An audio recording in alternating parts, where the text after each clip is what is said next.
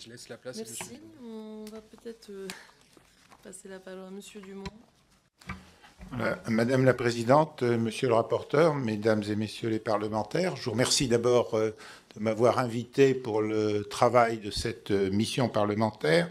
En ce qui me concerne, je me concentrerai surtout sur la 6e question qui a été posée, c'est-à-dire les autres États dont on peut penser qu'ils font face aux mêmes problématiques que les nôtres. Plus précisément, j'essaierai de vous montrer quelles leçons on peut tirer des expériences étrangères, sachant que la diversité géographique de la France fait que nous avons tous les cas et toutes les problématiques possibles dans l'ensemble de nos territoires.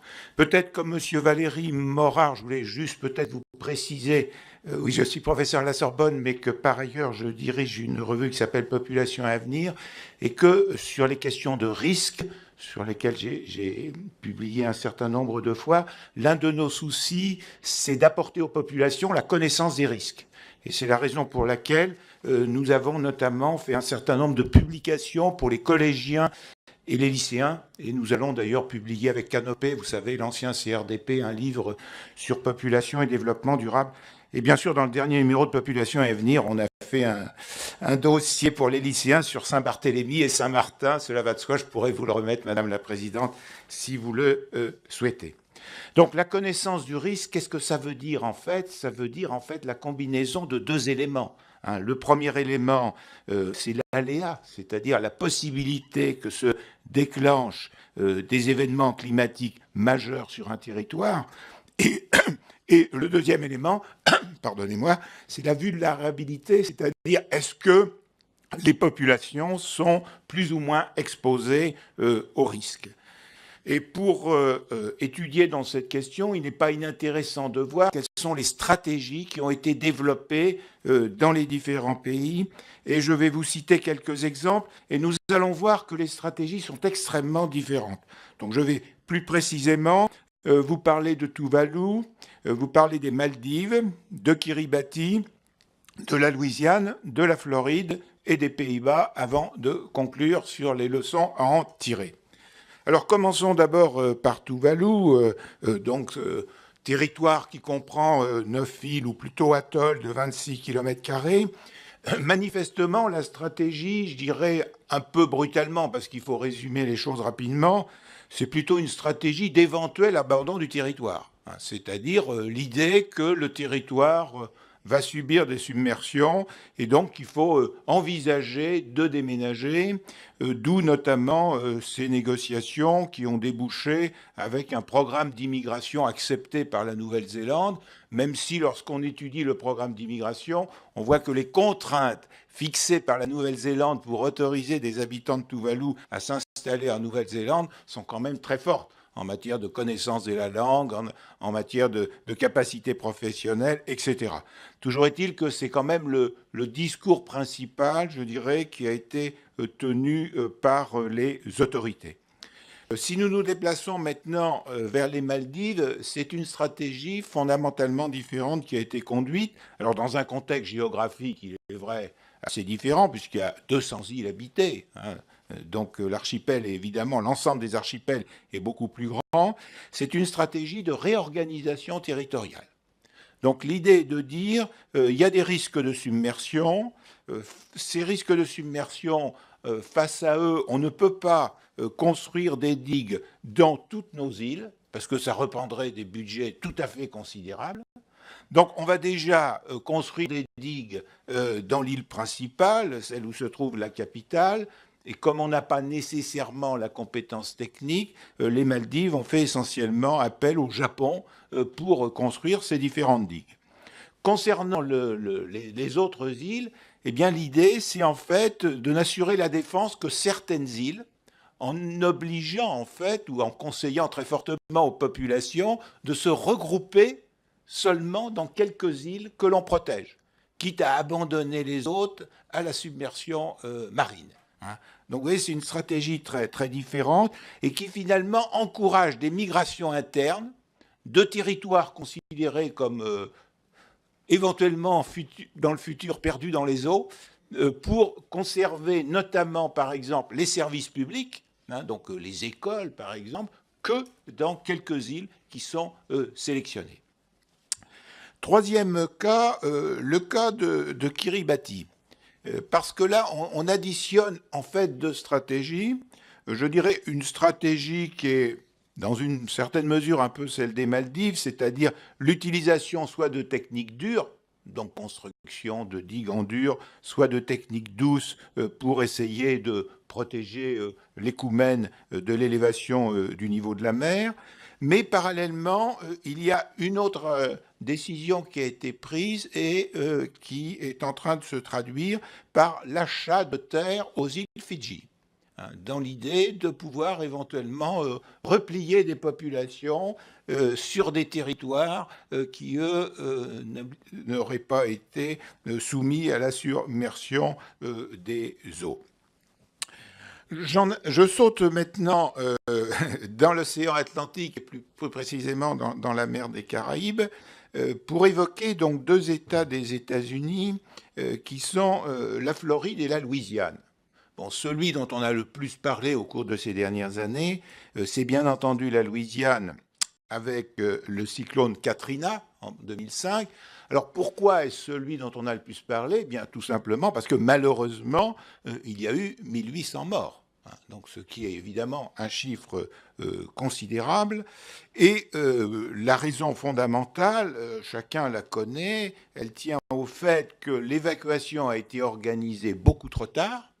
Et le résultat, c'est qu'il a fallu évacuer, je dirais presque individuellement, un certain nombre de personnes par hélicoptère, ce qui en plus représente un coût considérable, et affréter des centaines de bateaux et de camions militaires. Sachant que l'expérience de Katrina montre que quand la réponse locale est tardive, elle ne peut pas être suppléée par la réponse nationale, enfin fédérale en ce qui concerne les États-Unis, parce qu'aux États-Unis, on considère qu'il faut 7 jours pour que la réponse fédérale arrive. Donc vous voyez, ça risque d'être trop tard si on n'a pas déjà apporté des réponses locales à la situation. Le cas de la Floride mérite d'être comparé avec celui de la Louisiane parce que c'est la même année, donc en 2005, précisément en octobre, que la Floride a subi donc un terrible cyclone, Wilma, qui était un des cyclones les plus forts que ce territoire ait connu. Et il y a eu tout simplement 18 millions de personnes concernées par l'arrivée de ce cyclone, ce qui est un chiffre absolument colossal. Or, ceci s'est traduit par un seul mort, un arbre qui est tombé malheureusement sur une personne qui, du coup, a décédé. Donc, il est intéressant de voir et de comparer pourquoi, d'un côté, nous avons Katrina qui fait 1800 morts, et je ne vous parle pas, évidemment, des tempêtes, des simples tempêtes qui ont entraîné des millions de morts en Haïti, alors que ce n'étaient même pas des cyclones, Et donc, il est intéressant, puisque nous sommes dans le même pays, les États-Unis, avec a priori le même système administratif, les mêmes lois. Donc, il est important d'essayer de comprendre ce qui peut expliquer la différence considérable de mortalité entre ces deux territoires. Pourquoi, en fait, en Floride, nous n'avons eu qu'un seul mort, malgré l'intensité de ce cyclone Wilma? Le premier élément, mais je ne les hiérarchise pas, ils s'additionnent les uns les autres. Le premier élément, effectivement, touche tout simplement à l'information, c'est-à-dire la qualité de l'information sur le risque transmis par les autorités à l'ensemble de la population. Le deuxième élément que l'on a pu constater à ce moment-là, c'est que l'évacuation a été décidée à J-7, donc très en amont de l'arrivée du cyclone, pour que les populations aient le temps d'évacuer. Dans un territoire qui bénéficie d'un réseau autoroutier assez dense, réseau autoroutier qui est complété à cette période-là par une signalétique très précise qui indique vers quelle destination il faut aller pour s'éloigner des territoires les plus risqués par le cyclone. Enfin, il faut ajouter un élément très important, c'est l'expérience des habitants. C'est-à-dire que nous avons une population qui est informée, qui connaît le risque, et il faut même savoir que dans certains territoires de la Floride, nous avons des populations qui évacuent 2 fois par an. Donc vous voyez qu'elles ont une habitude pour réagir face aux cyclones, et donc elles abaissent la vulnérabilité par rapport à ce qui serait si cette population était moins informée. C'était évidemment le contraire en Louisiane, où vous vous rappelez que les autorités de la Nouvelle-Orléans ont été particulièrement défaillantes, c'est le moins que l'on puisse dire. Je ne passe pas sur les... sans vouloir être agressif vis-à-vis d'elles. Et donc ces expériences sont éclairantes pour un certain nombre de nos littoraux français. J'en arrive maintenant aux Pays-Bas. Donc les Pays-Bas, comme leur nom l'indique, ont des terres basses, mais Sébastien Collat a très bien montré tout à l'heure qu'en France aussi, il y a beaucoup de terres basses. Et donc il est intéressant de voir comment ce pays a réagi aux aléas qu'il risque de connaître, notamment en matière de submersion marine. Bon, là, historiquement, je ne vais pas refaire évidemment l'histoire de tous les siècles des Pays-Bas, mais pour la période récente, donc pour le XXe siècle, bon, la date importante, comme vous le savez, c'est 1953, où effectivement une submersion marine fait qu'il y a 1835 noyés aux Pays-Bas. Et donc, à la suite de ces événements absolument gravissimes, il va être décidé en 1957 ce qui est appelé un plan Delta, c'est-à-dire un plan d'aménagement du territoire pour que ne se reproduisent plus les terribles événements de 1953. Ce plan d'aménagement du territoire, donc, va se traduire essentiellement, je dirais, par des infrastructures, c'est-à-dire des digues, des barrages, des écluses.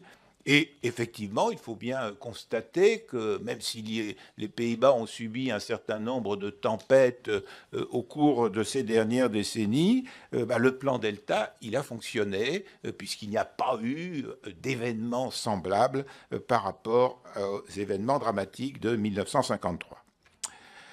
Toutefois, évidemment, dans ces dernières années, les Pays-Bas, évidemment, bien informés des risques d'augmentation du niveau de la mer, ont réfléchi sur ce qu'il serait souhaitable de faire. Et donc, ils ont arrêté en 2012 ce qu'ils appellent un nouveau plan Delta, qui prévoit donc tout un ensemble de travaux d'ici 2050, mais qui ont déjà commencé d'ailleurs, et qui représente un investissement de 20 milliards d'euros. 20 milliards d'euros. Alors, la logique qui guide ce nouveau plan Delta est un petit peu différente du précédent, dans la mesure où le précédent, je dirais, était essentiellement défensif, avec des infrastructures. Là, il s'agit d'agir de façon parfois indirecte, en rechargeant des dunes naturelles, parfois en créant des bras de sable artificiels. Et puis je dirais que c'est aussi une stratégie, alors il y a bien sûr le renforcement des digues d'Iswiderszee, mais ça c'est évident, mais il y a, je dirais, un peu une stratégie de développement durable, puisque l'idée aussi, c'est d'améliorer l'environnement, et pas seulement, je dirais, de contenter de, je dirais brutalement, de couler du béton, en quelque sorte. Voilà. Donc c'est un cas qui est très intéressant. Pourquoi? Parce que, effectivement, selon les hypothèses actuelles d'augmentation du niveau de la mer pour les Pays-Bas, cela pourrait signifier 59% du territoire qui serait couvert par les eaux, et cela signifierait, si tous les habitants devaient déménager pour se trouver sur les Koumènes, c'est-à-dire sur de la terre ferme, que 9 millions de Néerlandais devraient déménager. Donc l'objectif, c'est bien de faire en sorte qu'il n'y ait pas 9 millions de Néerlandais qui déménagent de l'endroit où ils vivent aujourd'hui à travers ce nouveau plan Delta, alors qu'il a déjà commencé de se mettre en œuvre. Il suffit par exemple d'aller sur la plage de La Haye, et ce sont des travaux pharaoniques, enfin, vous l'imaginez, 20 milliards d'euros, ce n'est pas rien. Alors pour conclure, quels enseignements peut-on tirer de ces différentes expériences étrangères où on voit bien que les problématiques des littoraux français se retrouvent ailleurs. Bon, le premier élément, j'insiste peut-être un peu lourdement puisque je l'ai évoqué en introduction, eh bien, c'est la bonne connaissance des aléas. Alors, bien sûr, nous avons en France des experts qui connaissent très bien les aléas, et nous en avons écouté ce matin, mais le problème, c'est que l'ensemble de la population soit bien informée de ces aléas. Et ça, c'est une autre paire de manches, et heureusement, effectivement, nous avons un certain nombre de programmes scolaires qui devraient participer de cette meilleure connaissance des aléas. Le deuxième élément, eh bien, il concerne, je dirais, l'aménagement des territoires. Qu'il s'agisse de mettre en œuvre, je dirais, des mesures un peu dures, comme des barrages, des digues, ou des mesures plus souples, comme le rechargement de dunes, par exemple, pour lutter contre la submersion. Nous avons vu aussi l'importance du rôle des acteurs. Et quand je parle des acteurs, il s'agit à la fois, je dirais, des décideurs, donc du gouverneur de la Floride, par exemple, mais aussi du citoyen. C'est-à-dire que le citoyen soit conscient que quand on lui dit effectivement de déménager temporairement, eh bien, il doit d'abord prendre un certain nombre de mesures et avoir anticipé pour protéger sa maison, et il doit comprendre qu'il doit quitter les lieux temporairement. Donc la gestion de la crise est un élément absolument essentiel pour que les choses se passent le moins mal possible. Et donc nous voyons qu'en définitive, la réflexion face à ces événements majeurs, elle doit s'appuyer sur les logiques du développement durable, puisqu'il s'agit à la fois d'une dimension sociale, avec un partage de connaissances et un partage d'attitudes. Il s'agit aussi d'une dimension économique, parce qu'il faut, quand l'événement sera passé, être capable de retrouver le dynamisme économique d'avant.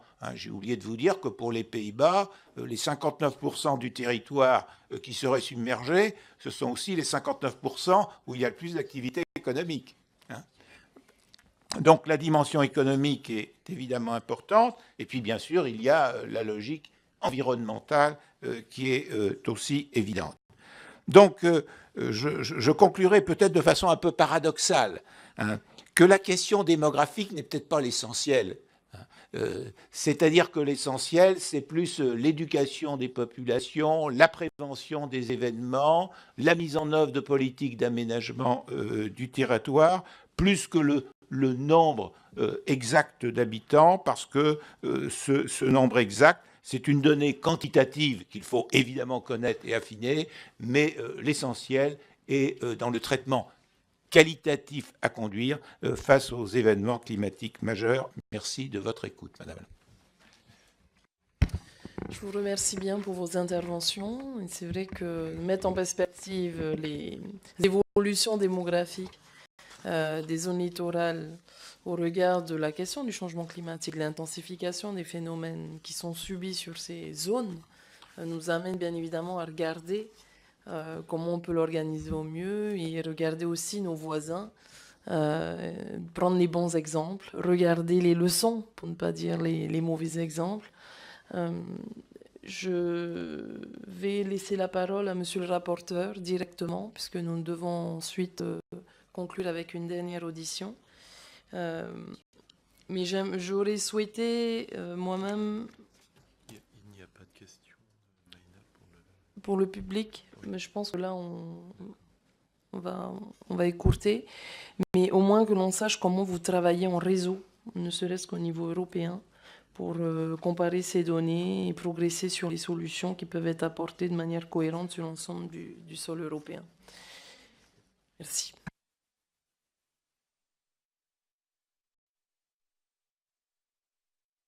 Est-ce que vous souhaitez compléter votre... Sur la dernière question, nous pourrons fournir des éléments complémentaires pour ne pas retarder le déroulement. Mais sur la question du réseau au niveau européen, nous apporterons des éléments complémentaires par écrit. Merci beaucoup. Merci pour votre présence et votre exposé, vos exposés. Il n'y a pas d'éléments complémentaires Non, à demander, ça va? Non, À je moins pense- qu'il y ait une c'est pour ça que je intervention demandais s'il y de- avait. Oui, moi je veux bien.